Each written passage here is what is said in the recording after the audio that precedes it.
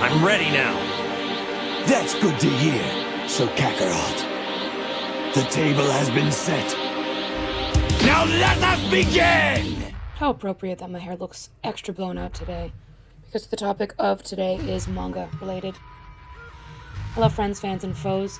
Welcome to my video. I am Fancy Fatale, and this is a tribute video to Akira Toriyama, the legend who set fire to all of our young hearts in the 90s, as we also wanted to be the underdog that overcame our struggles. His stories use this common underdog kind of premise, but they also imbue it with a deeper meaning on those episodes that just, you feel like they were filler for a second, but then you realize that there was something going to hit home. And then also it gives you that general feeling of calm and fun environment.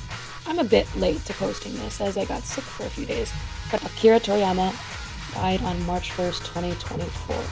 The legend who created Dragon Ball and all the beloved characters that inspired our childhood OCs. I looked into it and I'm shocked to know that he actually got famous for the first manga he made called Dr. Slump, which looks adorable. And the plot on Wiki is: series follows the humorous adventures of a little girl robot, Ariel Norimaki, her creator, Senbei Norimaki, and the other residents of bizarre Penguin Village. Tell me that isn't just the cutest shit you've ever heard. You bet I'll be looking into this show and or just the manga. I kind of feel ashamed that I didn't know about it until now. After all these years of watching his main, primary show of Dragon Ball Z and Dragon Ball, all the others, it took me until his death to look into this, which is baffling. But, people live out in their memories and their work, so I'd like to believe he'd like anyone figuring out about this show. Although it was very popular when it came out. But I just wanted to jump into it and share my own experience with Dragon Ball Z. I hope you all share yours in the comments section below, just so we can all bask in the beauty of nostalgia while commemorating this man. I was, like many other Americans and Japanese citizens, and probably everyone else around the world, raised by Dragon Ball Z.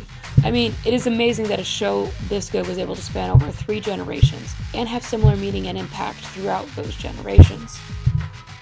A protagonist like Goku, a kind-hearted, problematic at times, but all well-meaning guy, who has been always the underdog, but always brushes off his shoulders and says, "It's okay," into a villain when he thinks they will change their mind or their ways.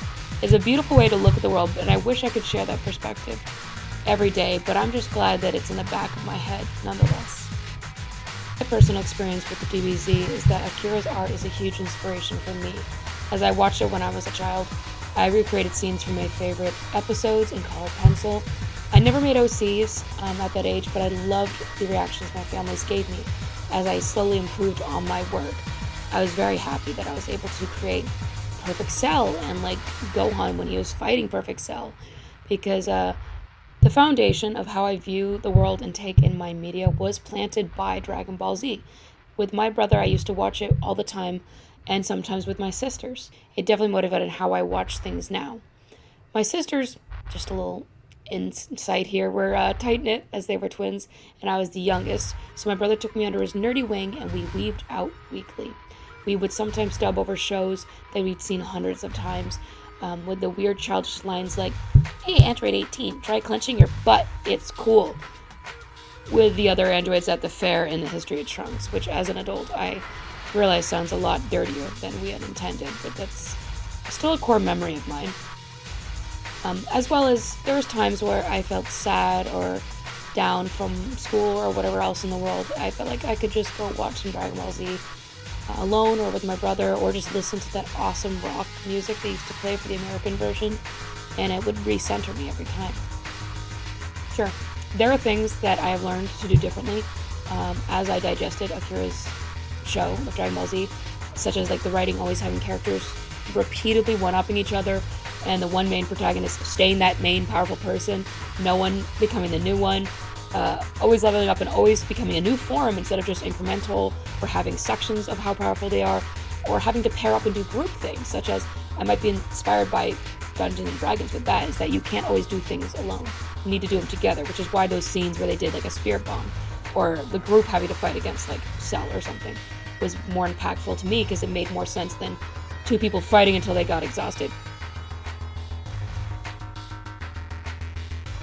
I hope you enjoyed it. I'll be checking out Dr. Schlump soon, maybe doing more fan arts as it's been a decade or so, but I hope you enjoyed this video. Please check out my other videos if you liked what you saw. Also like, comment, and subscribe. If you haven't figured it out by now, I'm an artist and I have a website. It's www.fancyfatale.com. That content was greatly inspired by Dragon Ball Z, at least the artist was, although it is Dungeons & Dragons based. I tried to look up a sign offline that Goku would have used, but all I got was a fact about Goku's longest yell. Let that sink in.